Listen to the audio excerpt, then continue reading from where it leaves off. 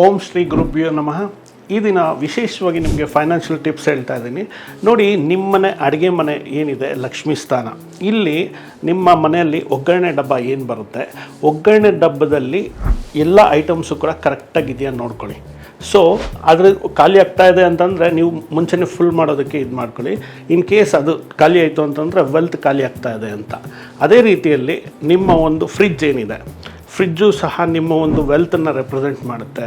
So fridge ಎಷ್ಟು clean ಮಾಡಿರ್ತೀರ, ಎಷ್ಟು ಚೆನ್ನಾಗಿರೋ ಪ್ರಾಡಕ್ಟ್ಸ್ನ ಇಟ್ಕೊಂಡಿರ್ತೀರ ಫ್ರಿಡ್ಜಲ್ಲಿ, ಜಾಸ್ತಿ ಅದರಲ್ಲಿ ಇಟ್ಟು ಕೊಳ್ತೋಗೋವರೆಗೂ ಇದು ಮಾಡೋಕ್ಕೆ ಹೋಗ್ಬೇಡಿ. ಸೊ ಫ್ರೆಶ್ ಐಟಮ್ಸ್ನ ಇಟ್ಕೊಳ್ಳಿ, ಅದನ್ನು ಯೂಸ್ ಮಾಡ್ತಾರೆ. ಕ್ಲೀನಾಗಿ ಇಟ್ಕೊಂಡಾಗ ನಿಮ್ಮ ವೆಲ್ತ್ ನಿಮ್ಮ ಮನೇಲಿ ಚೆನ್ನಾಗಿದೆ, ಫೈನಾನ್ಷಿಯಲಿ ಗ್ರೋತ್ ಚೆನ್ನಾಗಾಗ್ತಾ ಇದೆ ಅಂತ. ಹಾಗಾಗಿ ನಿಮ್ಮ ಮನೆ ಒಗ್ಗರಣೆ ಡಬ್ಬ ಮತ್ತು ಫ್ರಿಡ್ಜ್ ಇವೆರಡೂ ನೀವು ತುಂಬ ಚೆನ್ನಾಗಿ ಗಮನಿಸ್ಕೋಬೇಕಾಗತ್ತೆ. ಒಗ್ಗರಣೆ ಡಬ್ಬ ಖಾಲಿ ಆಗದಿದ್ದಂಗೆ ನೋಡ್ಕೊಳ್ಳಿ, ಫ್ರಿಡ್ಜ್ ಕ್ಲೀನಾಗಿ ಫ್ರೆಶ್ ಫ್ರೂಟ್ಸ್ ಆ್ಯಂಡ್ ವೆಜಿಟೇಬಲ್ಸ್ ಇರೋ ಥರ ನೋಡ್ಕೊಳ್ಳಿ. ನಿಮ್ಮ ಮನೇಲಿ ವೆಲ್ತ್ ಯಾವಾಗಲೂ ಸದಾ ಇರುತ್ತೆ. ಇದ್ರ ಬಗ್ಗೆ ಹೆಚ್ಚಿನ ಮಾಹಿತಿ ಬೇಕಾದಲ್ಲಿ ನೀವು ಫಾರ್ಚೂನ್ ಪಿರಮಿಡ್ ಸೆಂಟರ್ ಜಯನಗರ್ಗೆ ಭೇಟಿ ಮಾಡಿ, ನಿಮ್ಮ ಒಂದು ಪ್ರಶ್ನೆಗಳಿದ್ದಲ್ಲಿ ನೀವು DM ಮಾಡಿ ನಿಮ್ಮ ಒಂದು ಪ್ರಶ್ನೆಗಳಿಗೆ ಉತ್ತರವನ್ನು ಪಡಿಬೋದು. ಶುಭವಾಗಲಿ.